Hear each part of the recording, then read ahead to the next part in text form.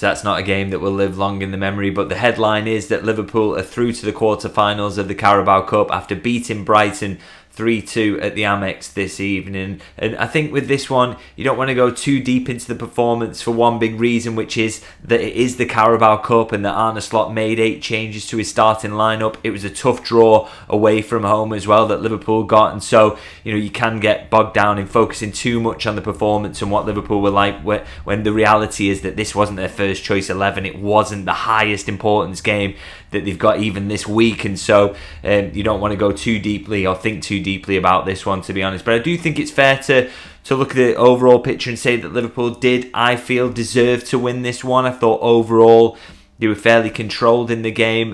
They looked the more dangerous in attack, and they looked like they were managing Brighton fairly well, especially considering how threatening they have been this season, how many goals they've scored. And it might sound mad to say that, in that Liverpool managed Brighton well when they've conceded twice there. And I think if you look at the surface level numbers as well, it kind of shows that Brighton were really threatening. But I think if you look a little bit deeper, it gives you a better idea, really, because Brighton take 19 shots to Liverpool's 11 there, and if you just look at that statistic, you might think, well, Brighton have battered Liverpool there, and the reality is it was a lot closer for one reason, is that the expected goals numbers are a lot more even. So 1.33 expected goals generated by Brighton, 1.24 expected goals generated by Liverpool. And again, you might say, okay, well, that suggests it was a very, very even game. But what I would say is that Brighton's expected goals there have been kind of added up and augmented by the fact that they are taking so many shots, and not necessarily high quality shots. So their average shot quality is 0.07 xG, whereas for Liverpool it's 0.11. And that does add up and make a difference. And I think it kind of feeds into what we've seen under Arne Slot so far this season, in that they shoot much less than he did under Jurgen Klopp, but they're looking to create high quality opportunities. And they're also willing to let the opposition shoot, as long as they're shooting from a position where it's very unlikely they'll score. And I felt Liverpool got that balance right. And again, I do think that the shot numbers and the XG numbers maybe give you a different picture of the game than the reality, which is that Liverpool were managing Brighton. And in fact, the fact that Brighton actually scored twice, there's an element of fortune to that. I mean, obviously a mistake in the build-up to Brighton's first, Quanta giving the ball away, and then again a bit of fortune with how the ball falls from the goalkeeper saving it, and then the second goal that they score, a deflection as well. So again, I don't really feel that even the underlying statistics give you the full picture of the fact that I thought Liverpool were the better side just marginally in this game.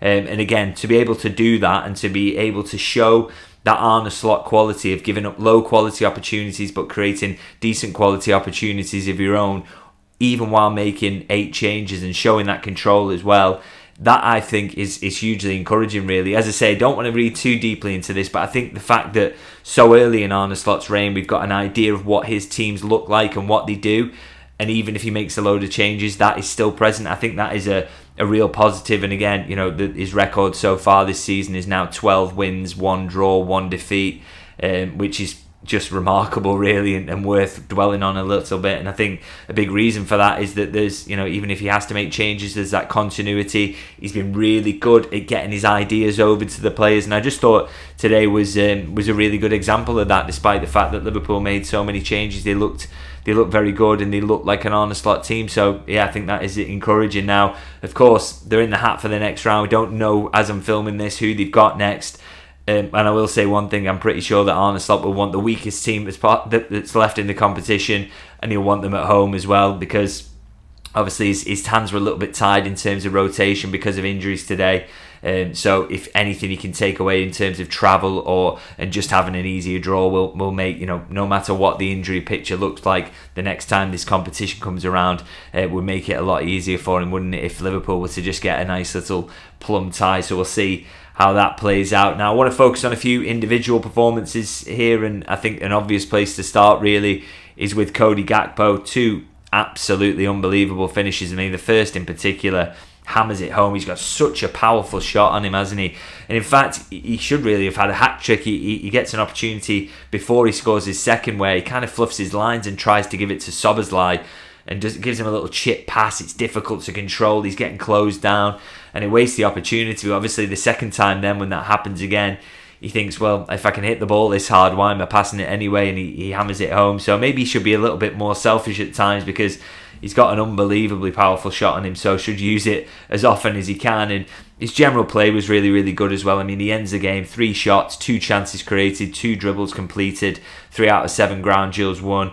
And he clearly loves the Carabao Cup. I think he's on 4 goals in 2 games now. But he's also, I don't want to just peg him as that. He's more than just an option in this competition. He's a huge option in the Premier League and the Champions League, and should play so many games this season. I mean, it's great competition between him and Luis Diaz on that left-hand side, but there's enough games to go around, particularly while Liverpool are in 4 competitions at the moment. So, want to see a lot more of Gakpo, and I think today he just shows again. You make 8 changes for a game like this, and yet you're bringing in an attacker of that quality. What a situation to be in, and what a squad Slot has got on his hands. So brilliant from Gakpo. And another one I want to focus on is at the other end of the pitch, Vítězslav Jaros. Again, I'm praising the goalkeeper here who's come in and conceded 2, but as I said, I didn't kind of think, I thought Liverpool were kind of unfortunate to concede 2 as they did, and I actually thought none of those were anything to do with the goalkeeper, really, not his fault. And I generally thought his contributions were very, very good in this game. Obviously, it's his full debut. Obviously, he comes on against Crystal Palace as a substitute, but this is his first start for Liverpool, and I thought really, really impressive. 5 saves he makes, and his general numbers aren't that great, of course, because Brighton are peppering him with shots. They do score 2. But I just thought on the eye test, I thought he was really, really good. I mean, there's one 1v1 save that he makes. It's fantastic. The save from Adingra in the second half is out of this world, really. I mean, he's shifting to his right, has to go back to his left to tip it round the post. A world-class save, you have to say, and a couple of really good moments. And in fact, around one of Brighton's goals, he makes the save beforehand as well, and unlucky with the way the ball bounces, that it gets followed in and is in the back of the net. But I just thought all night he looked really, really comfortable, really impressive. Not just his saves, but his feet were really good as well, and kind of the way he was picking out players and being brave with the ball at his feet. So that's another keeper that Liverpool have managed to get out of this goalkeeping school who is comfortable in all aspects of his play. So I thought a really, really impressive full debut from him, and interesting what happens with him in terms of his future, because obviously Liverpool well stacked in that goalkeeping department, but they also know how good Jaros is. It's something I actually examined on my Substack ahead of this game. So davidlynchlfc.co.uk, if you want to go and check that piece out, a bit of background on Jaros, where he's come from, what his contract situation is, and why his accent is the way it is, if you've heard him in interviews, because he sounds like he's from Newton Le Willows, which is quite interesting. So do check that out, davidlynchlfc.co.uk. Always looking for subscribers, and really do appreciate everyone who heads over there. And I just want to finish up with maybe a couple of slight negatives, I suppose, unfortunately, although again, I don't want to read too much into the League Cup. But Andy Robertson, I was quite critical of his performance against Arsenal, and I don't think he did well to kind of bounce back from that here. I mean, the statistics kind of bear it out. 1 out of 7 duels won, dribble passed on 4 occasions, and I thought actually there's maybe something to be read into in the fact that he starts this game, in that does that mean that Kostas Tsimikas is the one that comes in for the Premier League game at the weekend? Clearly the more important game of the two. Are we going to see Kostas in that one? I suspect so, with Robertson playing all the game here. And does that mean then that there's been a bit of a shift there in terms of who is the first choice left back, and it's going to be Kostas going forward? It certainly looks like that to me. We'll only get confirmation of that when the Brighton team comes out at the weekend, but we'll have to see with that one. But it does look like Tsimikas has just edged himself ahead of Robertson, and you would have to say deservedly really on form so far this season. And just one more, Jarell Quansah, loose around the goal that brings Brighton to 2-1. A loose pass gives it away, and Liverpool never really recover from that one. And then he's very, very unlucky actually with the 3-2, in that the deflection just hits him. The ball hits him, and the deflection takes it past Jaros. But I thought it was really interesting that Slot brings him off at that point for Konate.